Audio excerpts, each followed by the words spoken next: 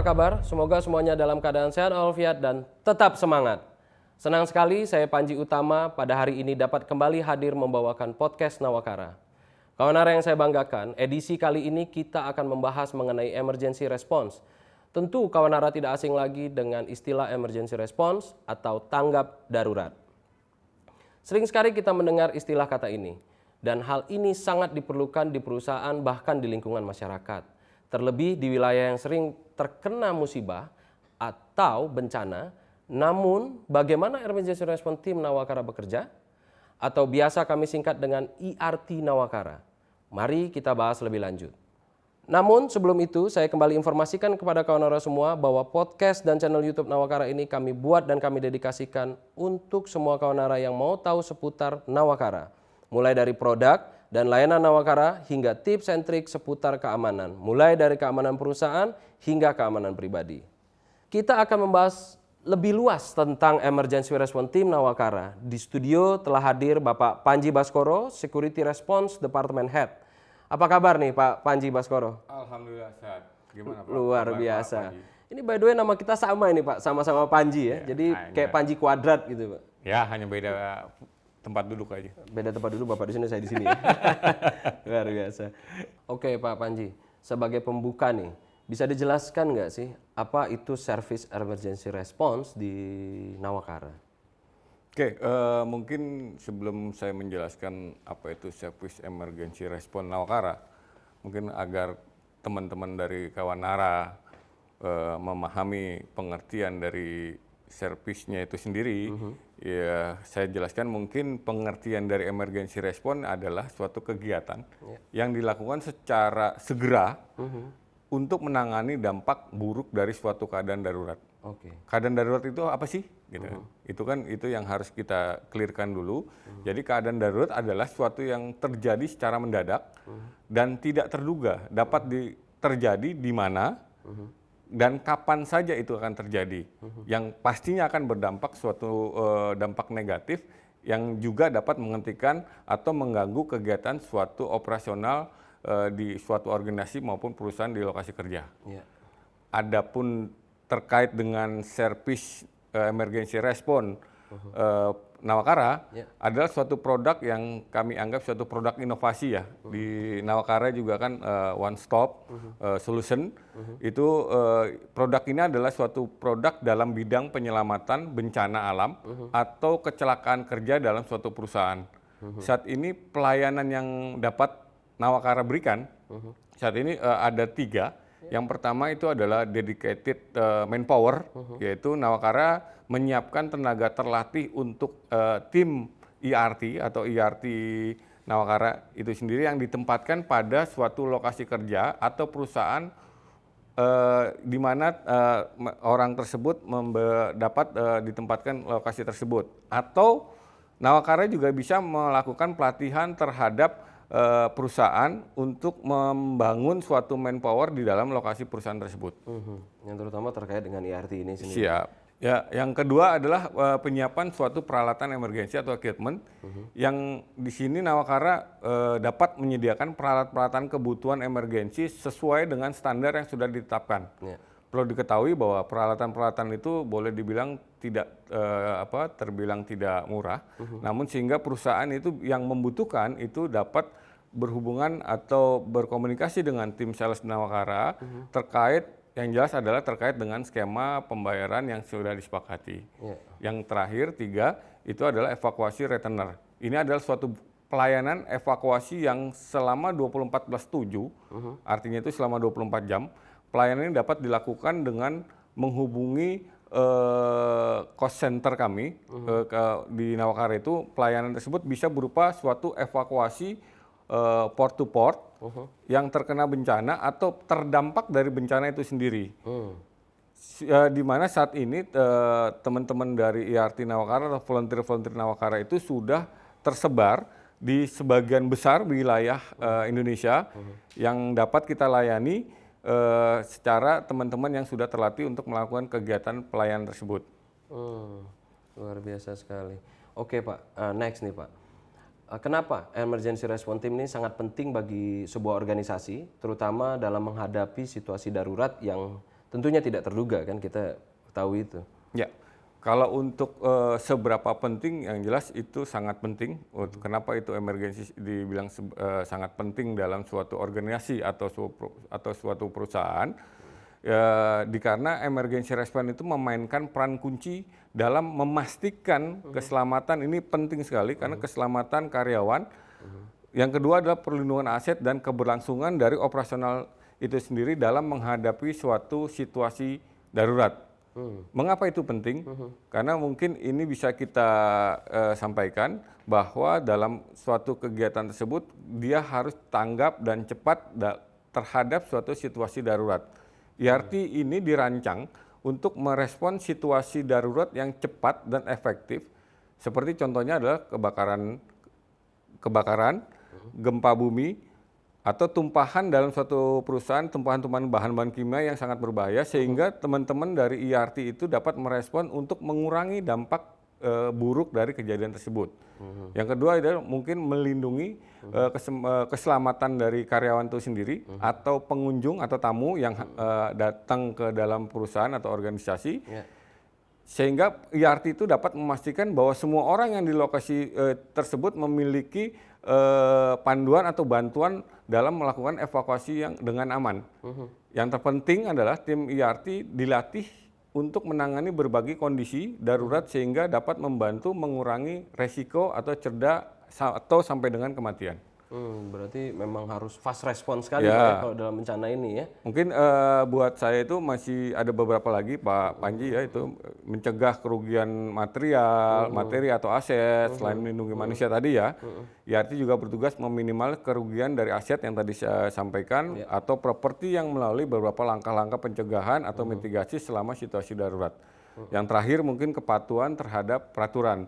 Mungkin banyak perusahaan saat ini memiliki regulasi yang mengharuskan organisasi memiliki tim darurat ya, terutama untuk di perusahaan-perusahaan tambang atau migas atau power plant, sehingga kita menunjukkan kepatuhan terhadap suatu standar hukum atau regulasi ya yang diatur juga itu secara undang-undang itu tentang keselamatan kerja nomor 1 tahun 1970 yang mengatur tentang perlindungan keselamatan dan kesehatan kerja bagi pekerja dan penghuni kerja di tempat kerja.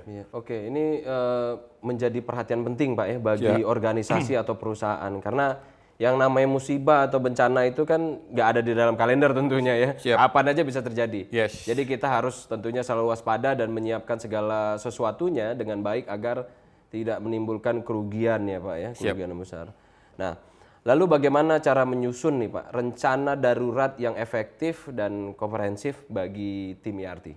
Ya, kalau untuk menyusun rencananya itu mungkin kalau kita perlu adanya pendekatan secara sistematis ya.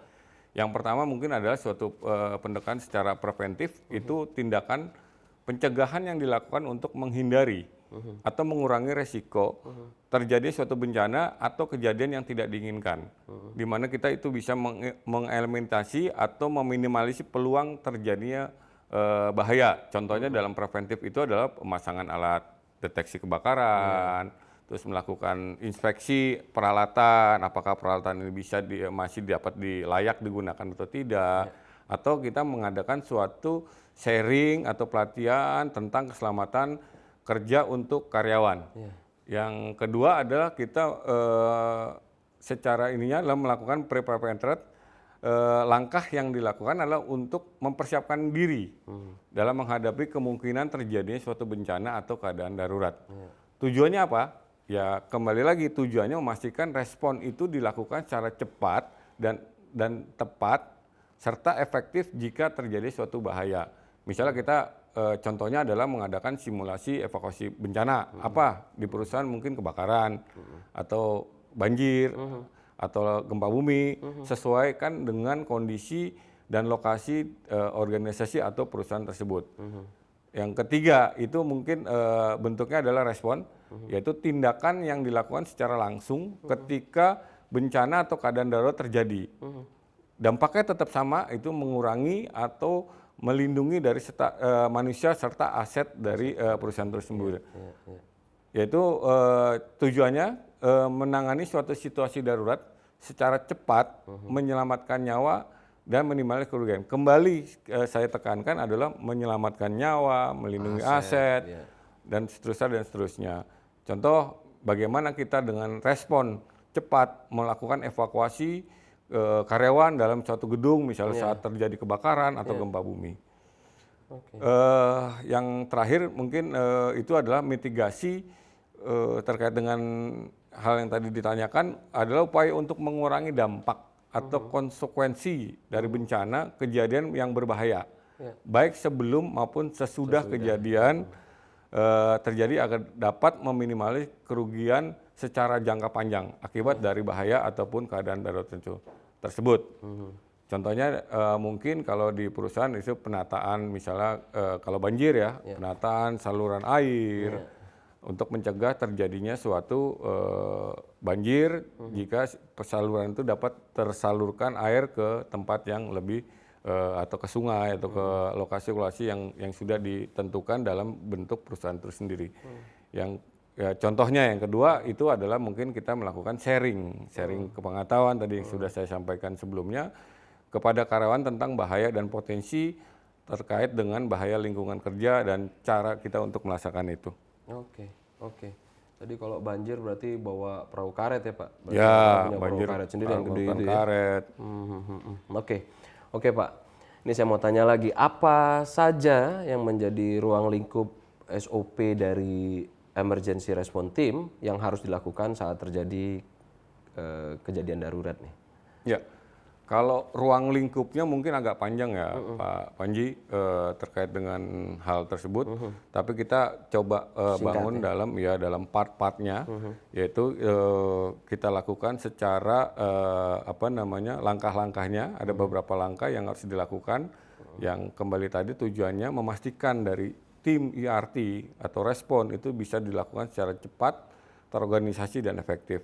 Mungkin yang pertama adalah melakukan pendeteksian atau pelaporan kejadian darurat. Di mana untuk pendeteksian itu anggota ERT harus dapat mendeteksi jenis dan skala darurat, seperti misalnya kebakaran. Jenisnya apa? Misalnya dalam suatu perusahaan potensinya ada di mana? Terus gempa bumi, apakah lokasi tersebut sering terjadi gempa? Yang mungkin yang sering terjadi itu misalnya dalam suatu perusahaan tumpahan bahan-bahan kimia. Nah, untuk terkait dengan pelaporan mungkin aktifkan untuk sistem alarm atau peringatan darurat. Gimana skema atau sistem pelaporan tersebut itu mungkin bisa dilakukan secara internal, itu kepada pimpinan atau manajer yang bertanggung jawab hal itu. Juga terhadap eksternal, jangan lupa itu mungkin terhadap pemadam kebakaran, polisi atau ambulan atau memang stakeholder yang terkait dengan fungsi terkait kebencanaan. Yang jangan tidak lupa adalah melakukan dokumentasi awal, itu yang sering mungkin agak lupa ya untuk mendokumentasi awal, yaitu dengan mencatat waktu kejadiannya, lokasinya, deskripsi awalnya seperti apa. Mungkin itu yang pertama tadi ya. Yang kedua adalah melakukan mungkin aktivasi sistem tanggap darurat. Sehingga ruang lingkup dalam pembuatan SOP itu sendiri, di mana semua anggota tim ERT harus memahami dan segera tahu dalam bergerak menuju pos yang telah ditentukan. Ini perlu adanya koordinasi pusat komando yang sudah ditetapkan dalam suatu lokasi atau fungsi pusat komando untuk mengkoordinir aktivitas jika terjadi suatu tanggap darurat. Kalau untuk Nawakara contohnya ya, itu kita mempunyai namanya command center. Oh, command center. Ya, kita di situ Nawakara mempunyai command center sehingga setiap suatu pergerakan atau suatu kegiatan itu termonitoring dan pengawasannya lebih efektif. Untuk aktivasinya dapat juga melakukan siren atau sistem komunikasi untuk menginformasikan karyawan untuk melakukan panduan kepada jalur-jalur yang evakuasi yang aman. Nah, ini yang terpenting adalah evakuasi. Yang ketiga, yaitu adalah bagaimana kita bisa memimpin suatu karyawan yang mungkin nggak sedikit jumlahnya, yaitu ke jalur evakuasi dan paling terpenting itu adalah pastikan tidak ada yang tertinggal karyawan tersebut di area berbahaya. Nah, ini tugas dari tim IART adalah bertugas terakhir, memastikan semua area kosong sebelum meninggalkan lokasi yang berbahaya tersebut. Jadi memang anggota IART itu boleh dibilang resikonya cukup tinggi. Resikonya cukup tinggi karena pasukan terakhir yang berada di tempat keadaan Betul, darurat ya. siap. Yang selanjutnya mungkin untuk tim IART itu tadi ya dalam melakukan evakuasi itu bisa membantu misalnya dia paham atau teman-teman dari biasa volunteer itu memberikan bantuan kepada teman-teman atau karyawan yang membutuhkan kebutuhan khusus, misalnya adalah disabilitas. Nah, seperti itu yang dia harus paham karena prinsip IART itu adalah menyelamatkan nyawa. Itu yang pertama ya. Yang selanjutnya itu penanganan terkait dengan insiden dan pengendalian bahaya.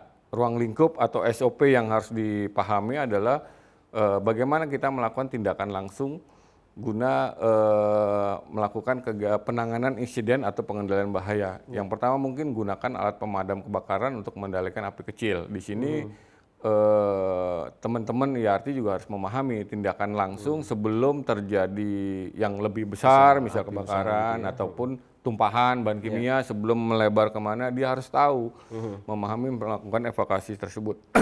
Yang ketiga mungkin memberikan suatu pertolongan pertama. Itu adalah golden time-nya IART melakukan penyelamatan nyawa dengan memberikan pertolongan pertama.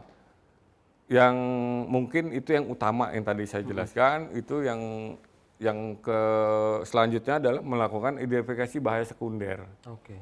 Jadi yang kalau di bahaya sekunder itu pastikan tidak ada ancaman tambahan. Selain kita menolong manusia, terus bagaimana kita melakukan, tetapi kita juga harus tahu bagaimana kita memastikan ancaman tambahan seperti misalnya terjadi gempa, ternyata ada di satu lokasi tersebut ada gas ataupun terjadi reruntuhan, sehingga bahaya-bahaya susulan lah kalau secara umum ya, kalau kami sebut adalah sekunder.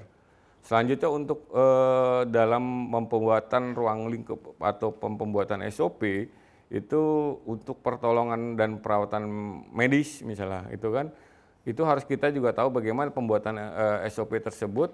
Yang pertama adalah mungkin penanganan secara korban. Bagaimana kita membuat ruang lingkupnya itu harus clear dalam melakukan identifikasi korban yang membutuhkan pertolongan teknis. Mungkin bagaimana kita bisa mengidentifikasi korban sehingga pertolongan itu dilakukan secara cepat, tepat, ya kan, efektif.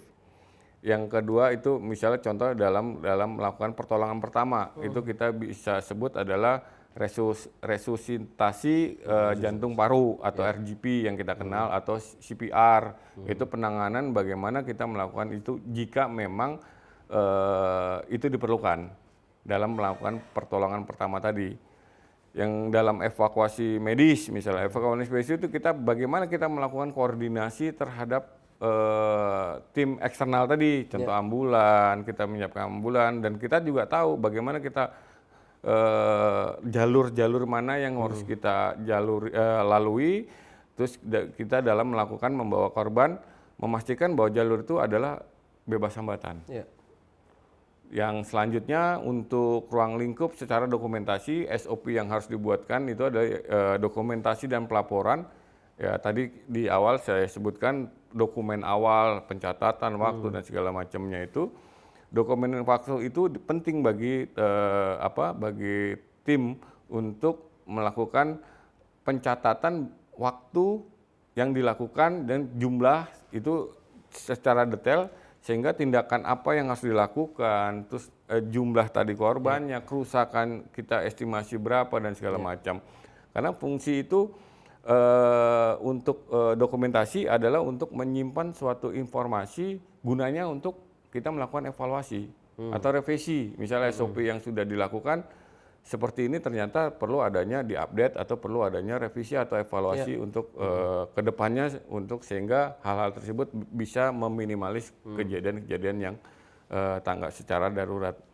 Nah, yang selanjutnya dulu ruang lingkup secara pemulihan. Jadi setelah kita melakukan perencanaan dan segala macam, selanjutnya adalah kita pemulihan pasca darurat atau pasca bencana. Yaitu bagaimana kita membuat suatu SOP. Ruang lingkupnya itu adalah mungkin secara menjelaskan terkait dengan pembersihan secara area. Pastikan lokasi aman sebelum orang itu. Nah itu jelas tentang SOP yang harus dilakukan. Bagaimana orang itu boleh lagi masuk pasca suatu kejadian sehingga tidak lagi menimbulkan korban-korban baru. Yang kedua itu adalah penilaian secara kerusakan dari suatu bencana. Yang tadi saya sampaikan sebelumnya adalah melakukan evaluasi dampak fisik dari finansial dan operasional. Yang terakhir terkait dengan hal ini adalah kita melakukan briefing kepada tim, diskusikan apa yang sudah berhasil dan apa yang perlu ditingkatkan. Sehingga kedepannya jika kita menghadapi kejadian dan keadaan darurat tersebut kita sudah lebih siap, yaitu mungkin dengan memberikan dukungan psikologis kepada korban atau tim yang jika hal itu diperlukan. Untuk selanjutnya ini memang cukup banyak karena kita ruang lingkupnya yang saya bilang tadi ada part-part yang harus kita jelaskan terkait dengan hal yang tadi. Selanjutnya adalah suatu evaluasi atau revisi dari SOP tadi yang tadi saya katakan. Setelah kita melakukan kegiatan evaluasi, itu untuk mengidentifikasi kelemahan dalam kita melakukan kejadian penanganan sebelumnya. Yaitu kita lakukan revisi sesuai dengan pembelajaran tadi, kejadiannya meningkatkan, agar kita meningkatkan. Secara general SOP itu bertujuan untuk memastikan keselamatan semua orang. Jadi kita jangan pernah bosan untuk melakukan perubahan-perubahan atau revisi-revisi sehingga hal itu terutama untuk tim IRT sehingga tujuannya sangat jelas menyelamatkan nyawa, melindungi aset serta minimalis kerugian kepada suatu organisasi atau perusahaan. Jadi prosedur itu juga harus diperbarui secara berkala agar lebih relevan dengan situasi dan potensi bahaya yang terkini.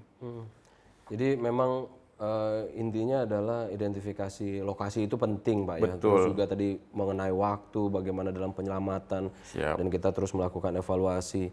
Berarti memang hampir setiap saat ketika tim IRT melakukan penyelamatan, setelah itu selalu melakukan evaluasi Pak ya. Evaluasi bagaimana apakah ini sudah tepat, sudah seperti layaknya pas untuk melakukan penyelamatan seperti itu atau harus ditambahkan lagi hal-hal lain ya Pak ya. Oke Pak.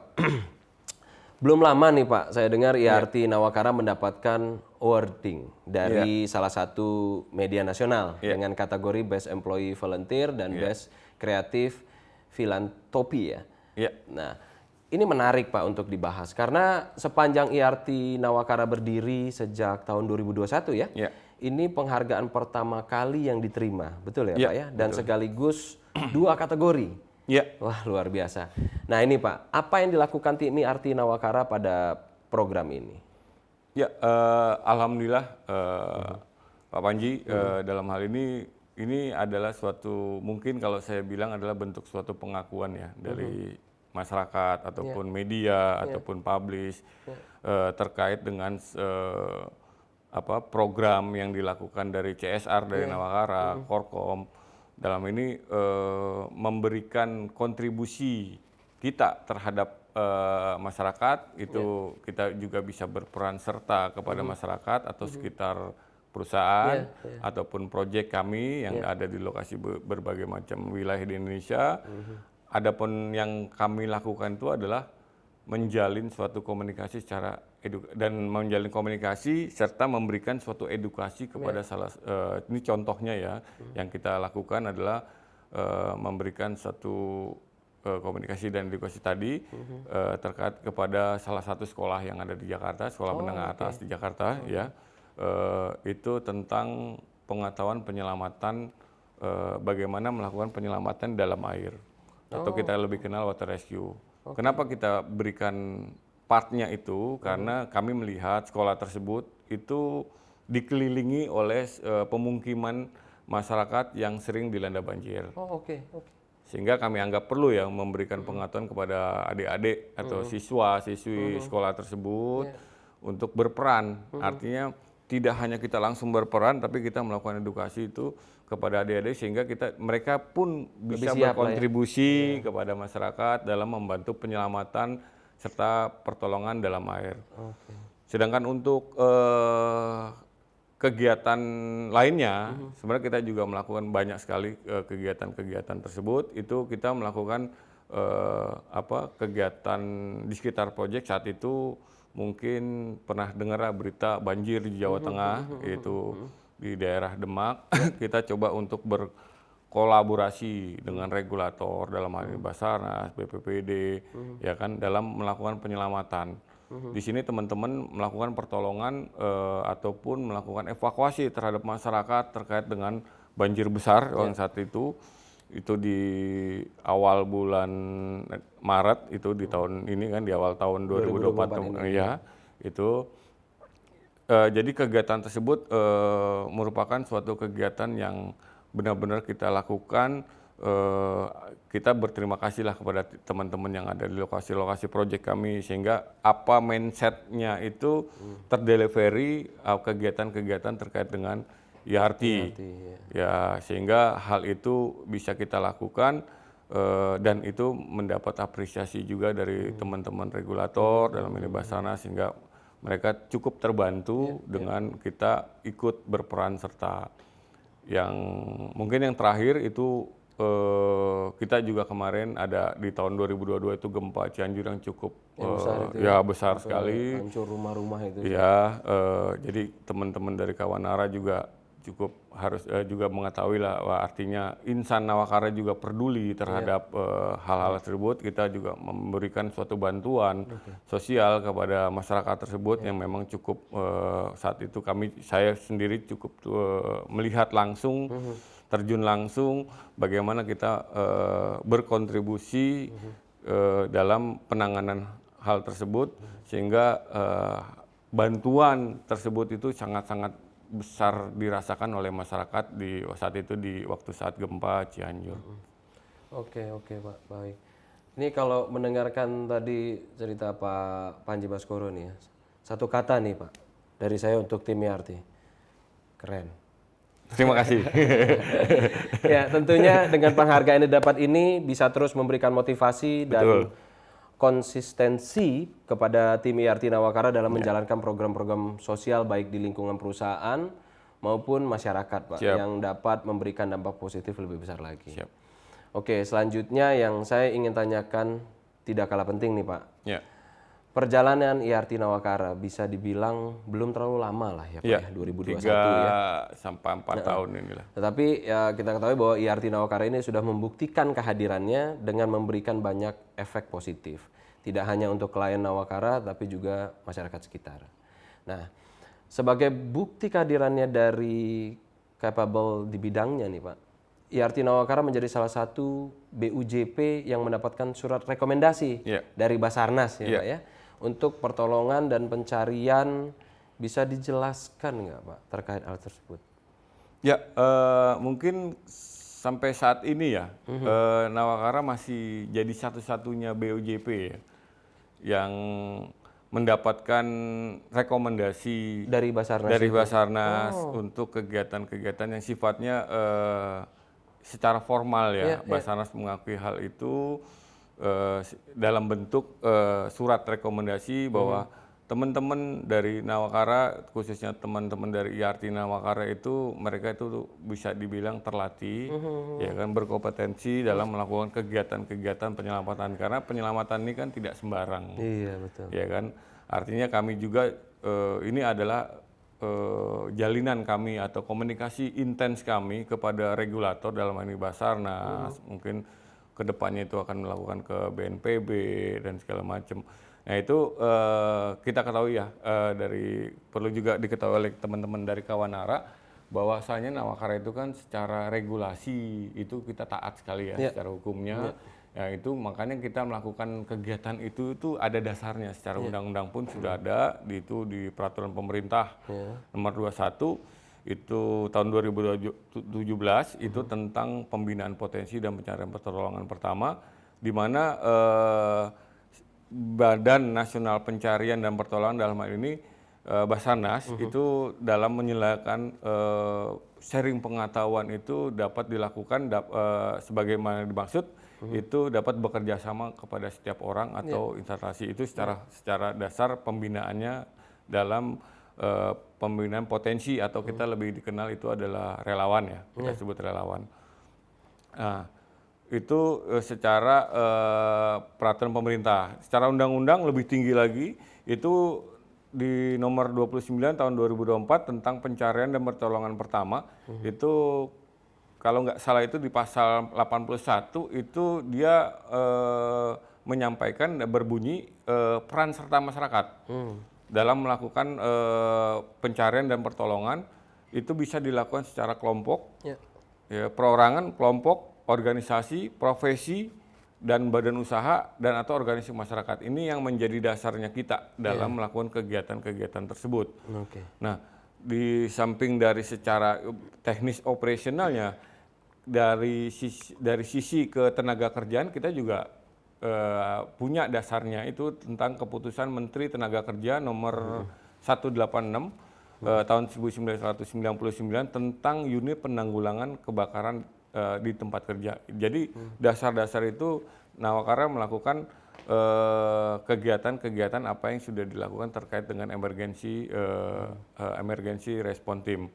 Harapannya sih dari regulator Nawakara dapat dan merupakan perpanjangan tangan dari regulator dalam melakukan kegiatan penyelamatan dan pertolongan di perusahaan. Jadi skupnya itu cukup jelas. Jadi kita di samping dari masyarakat secara luas, kita juga fokus dalam suatu perusahaan sesuai dengan yang standar yang sudah ditetapkan pastinya. Yaitu berupa mungkin itu kalau di Kementerian Tenaga Kerja atau di Basarnas itu ada melakukan pendidikan atau pelatihan yang sudah distandarkan, yang sudah ditetapkan. Itu yang menjadi dasar mungkin kenapa Basarnas mengeluarkan surat rekomendasi tersebut. Iya, luar biasa. Jadi bisa dibilang BUJP satu-satunya yang punya rekomendasi Basarnas dan juga taat lah ya pada peraturan yang ada di Indonesia nih. Nawakara luar biasa sekali. Ini juga menjadi bukti bahwa IRT Nawakara tidak diragukan lagi kemampuannya. Bukan kaleng-kaleng. Iya, bukan kaleng-kaleng ya kan dalam menangani emergency response. Nah, terakhir nih Pak Panji. Bagaimana kita bisa meningkatkan nih Pak kesadaran masyarakat tentunya dan perusahaan tentang pentingnya memiliki IRT yang terlatih? Kalau pentingnya untuk memiliki IRT yang terlatih itu perlu adanya pendekatan secara edukasi, komunikasi, serta pemberdayaan itu secara struktur. Ya mungkin dengan diadakan seminar atau sosialisasi yang tadi saya sampaikan, kita ke sekolah menyampaikan bagaimana kita memberikan edukasi terhadap penyelamatan, ya kan, dengan melibatkan yang pasti dengan melibatkan ahli dalam keselamatan seperti mungkin BPBD, Basarnas atau LSLM yang bergerak dalam bidang penyelamatan. Ya dengan memberikan pelatihan tanggap darurat kepada masyarakat atau karyawan seperti melakukan simulasi kebakaran atau gempa bumi. Yang pernah kami lakukan itu kami ikut partisipasi dalam suatu kegiatan gabungan. Jadi ada di lokasi yang dilakukan oleh LSM masyarakat itu di Jawa Barat. Kita beberapa kali ikut di Jawa Barat dan di Jakarta. Yang nggak kalah penting itu adalah penyebaran suatu informasi melalui media. Apalagi saat ini kan media sosial saat ini mempunyai peran besar ya dalam penyebaran informasi dengan membuat suatu konten yang sifatnya edukatif. Dengan kegiatan seperti ini pun menjadi suatu penyebaran informasi yang cukup bermanfaat. Iya, betul. Ya, tentang IRT dalam menangani suatu keadaan darurat atau memberikan suatu penjelasan atau tulisan-tulisan artikel tentang peran IRT dalam melindungi nyawa dan aset.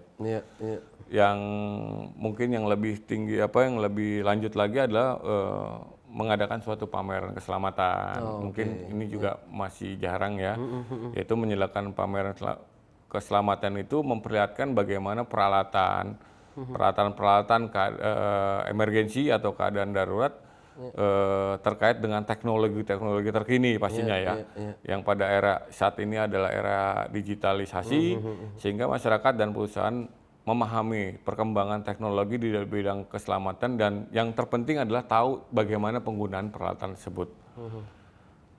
Perusahaan dan masyarakat akan lebih memahami pastinya pentingnya dari IRT jika diberikan informasi yang relevan serta pengalaman secara praktis yang tadi latihan bareng dan segala macam itu melalui simulasi dan dukungan dari lembaga terkait.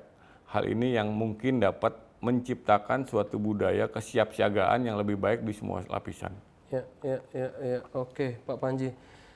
Sekali lagi Pak, terima kasih Pak. Terima kasih sudah berkenan hadir di podcast Nawakara dan mau berbagi banyak hal terkait emergency response. Sama-sama Pak. Khususnya yang ada di Nawakara, dan tentunya dapat memberikan insight kepada kawan Nara semua. Siap. Mungkin Pak Panji dari tadi banyak sekali memberikan informasi, mungkin haus Pak Panji. Mungkin bisa diminum Pak Panji. Saya juga boleh ya diminum ya. Perlu minum ini Pak. Perlu minum sekali. Oke. Sekali lagi terima kasih sudah hadir di podcast Nawakara. Sama-sama. Luar biasa. Oke, kawan Nara semua, sampai di sini dulu podcast Nawakara kali ini. Untuk kawan Nara yang mau tahu seputar tips and tricks keamanan, jangan lupa kunjungi sosial media Nawakara, atau yang mau menghubungi langsung tim Nawakara bisa langsung mengunjungi website kami di www.nawakara.com. Saya Panji Utama pamit undur diri. Nawakara 1, Nawakara bisa.